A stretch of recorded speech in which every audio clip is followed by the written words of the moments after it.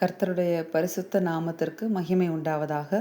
ஆண்டவராகிய இயேசு கிறிஸ்துவின் நாமத்தினாலே இந்த புதிய நாள் உங்களுக்கு ஒரு ஆசீர்வாதமான நாளாக இருப்பதாக.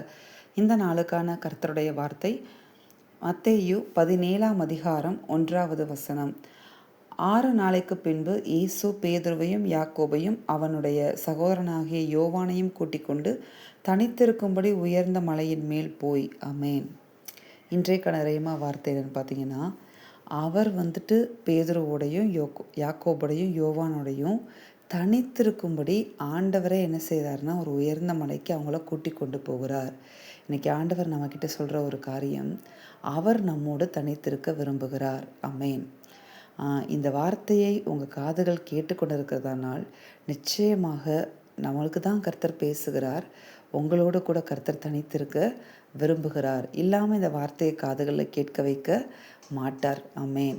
எப்படி 12 சீஷர்கள் அவருக்கு இருந்தால் கூட முக்கியமாக 3 பேரோட தனித்திருக்க விரும்புகிறார். பேதுரு, யாக்கோபு, யோவான். அதே போல தான் இந்த செய்தி உங்கள் காதுகள் இந்த நாளில் கேட்குது அப்படின்னாலே கர்த்தர் உங்களோடு தனித்திருக்க விரும்புகிறார். அமேன். You are special. அவருக்கு நம்ம ரொம்ப ஸ்பெஷலாக இருக்கிறோம். அதனால தான் அவர் என்ன செய்கிறாருன்னா, இவங்க 3 பேரை போல நம்மோடு கூட தனித்திருக்க வேண்டும் என்று விரும்புகிறார். அப்படி தனித்திருக்க சமயத்தில் பல பரலோக ரகசியங்களை நம்மளுக்கு காண்பிக்க வேண்டும் என்றும் விரும்புகிறார். ஆமேன். பாருங்களேன், அவர் கூட்டி கொண்டு போயிட்டு என்ன செய்தார்னு பாருங்கள். 2வது வசனத்தில், அவர்களுக்கு முன்பாக மறுரூபமானார். அவர் முகம் சூரியனை போல் பிரகாசித்தது. அவர் வஸ்திரம் வெளிச்சத்தை போல வெண்மையாயிற்று. அப்பொழுது மோசேயும் எலியாவும் அவரோட பேசுகிறவர்களாக அவர்களுக்கு காணப்பட்டார்கள். ஆமேன். அப்போ பாருங்க, ஆண்டவர் கூட்டி கொண்டு போய் எவ்வளோ பெரிய காரியம் செய்கிறாருன்னு பாருங்களேன். அவங்களுக்கு முன்பதாக மறுரூபமாகிறார். இந்த அனுபவம் மற்றவர்களுக்கு கிடைக்கல. அவரோடு தனித்திருப்பதற்கு தன்னை விட்டு கொடுத்த யோவானுக்கும் யாக்கோபுக்கும் பேதுருவுக்கும் கிடைத்தது.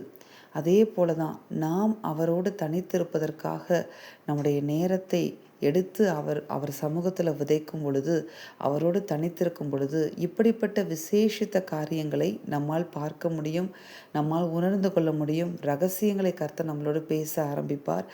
தன்னை வித்தியாசமாய் வெளிப்படுத்த ஆரம்பிப்பார், உங்களுக்கும் எனக்கும். அமேன். அவங்களுக்கு முன்பதாக மட்டும்தான் அவர் மறுரூபமானார். அமேன். அதே போல இப்படிப்பட்ட காரியங்களை நமக்கு கர்த்தர் ஆயத்தப்படுத்தி வைத்திருக்கிறார், அவரோடு நாம் தனித்திருக்கும் போது. அதனால் நம்ம தனித்திருக்கிறதை, அவரோடு தனிமையில் இருக்கிறத நாம் தெரிந்து கொள்ள வேண்டும் என்று ஆண்டவர் சொல்லுகிறார் இந்த நாளில். ஏன்னா அவர் நம்மளோடு தனித்திருக்க விரும்புகிற தேவன். அப்படி தனித்திருக்கும் போது இப்படிப்பட்ட ஸ்பெஷலான பரலோகத்துக்கடுத்த காரியங்களை நமக்காக ஆயத்தம் பண்ணி வைத்திருக்கிறார். அதை நம்முடைய கண்களால் காண செய்வார், நம்முடைய காதுகளால் கேட்க பண்ணுவார். அவரை வித்தியாசமாக நம்மளுக்கு வெளிப்படுத்த விரும்புகிறார். அது எப்படி நம்மளுக்கு தெரியாது. அன்றைக்கு யோவானுக்கும் யாக்கோபுக்கும் பேதுருவுக்கும் மறுரூபமானார், பல காரியங்களை வெளிப்படுத்தினார். அதே போல் நம்மளுக்கு ஆண்டவர் வித்தியாசமாக வெளிப்பட விரும்புகிறார். அதற்கு நாம் என்ன செய்ய வேண்டும்? அவரோடு தனித்திருக்க வேண்டும். அவரோடு தனித்திருக்க கர்த்தர் நம்மளோடு பல ரகசியங்களை பேச ஆரம்பிப்பார். நம்மை நம்ப ஆரம்பிப்பார், நம்பி பேச ஆரம்பிப்பார்.